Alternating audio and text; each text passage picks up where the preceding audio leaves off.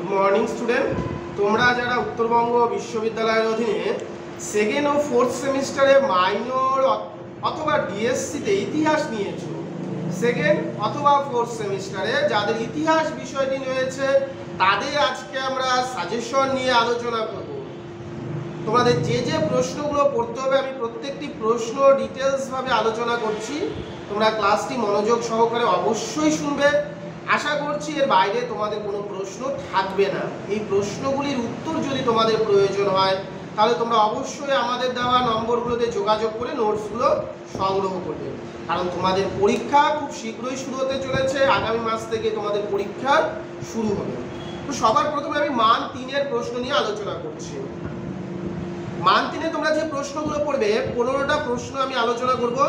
প্রথম প্রশ্ন টিকা লিখো ফাইয়েন, টিকা লিখো ফাইয়েন। 2 নম্বর তোমরা পড়বে টিকা লিখো এলাহাবাদ প্রশস্তি। 3 নম্বরে তোমরা পড়বে হর্ষচরিতের ঐতিহাসিক গুরুত্ব, হর্ষচরিত এর ঐতিহাসিক গুরুত্ব লেখো। 4 নম্বরে পড়বে তোমরা টিকা লিখো হিয়েনসাং, টিকা লিখো হিয়েনসাং। 5 নম্বরে তোমরা পড়বে টিকা লিখো মৎস্য ন্যায়, টিকা লিখো মৎস্য ন্যায়। এরপর তোমরা 6 নম্বর প্রশ্নটি পড়বে টিকা লিখো শশাঙ্ক বা শশাঙ্কের কৃতিত্ব আলোচনা করো। এরপর 7 নম্বর প্রশ্ন তোমরা পড়বে রাজপুত কারা। 8 নম্বর প্রশ্ন পল্লব কারা। 9 নম্বর প্রশ্ন পাল যুগের চিত্রকলা, পাল যুগের চিত্রকলা। 10 নম্বরে তোমরা যে প্রশ্নটি পড়বে টিকা লিখো কৈবত বিদ্রোহ, টিকা লিখো কৈবত বিদ্রোহ। এরপর তোমরা 11 নম্বরে যে প্রশ্নটা পড়বে সেটি হচ্ছে ত্রিশক্তি সংগ্রাম।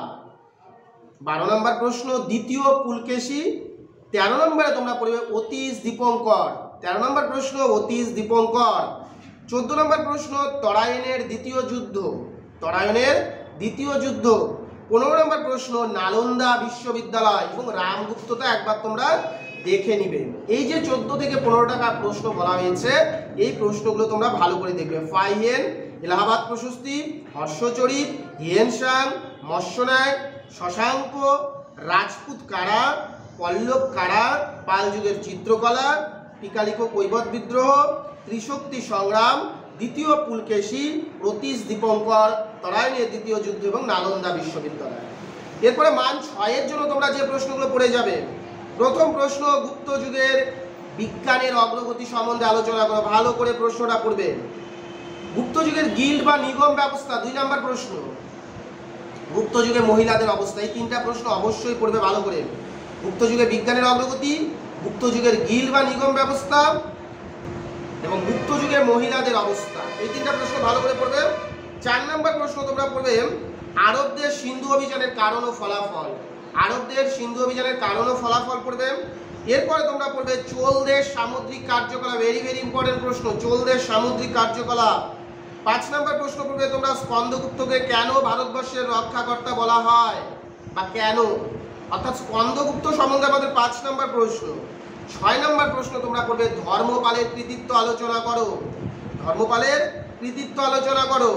এরপর 7 নম্বর তোমরা প্রশ্ন করবে ভারতবর্ষে সামন্ত প্রথার প্রধান বৈশিষ্ট্যগুলি আলোচনা করো, ভারতবর্ষে সামন্ত প্রথার প্রধান বৈশিষ্ট্যগুলি আলোচনা করো।